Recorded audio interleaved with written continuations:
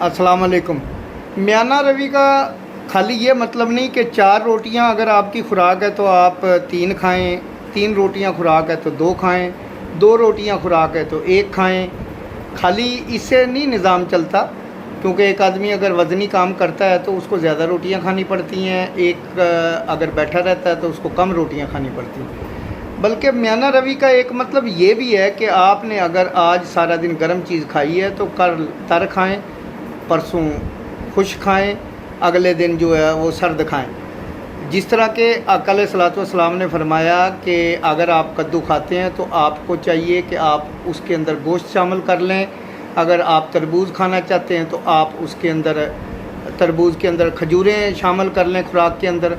यानी कि आप सर्दी को गर्मी से और गर्मी को सर्दी से, तरी को खुश्की से और खुश्की से को सर्दी से मैनेज करें। ये भी म्याना रवि है।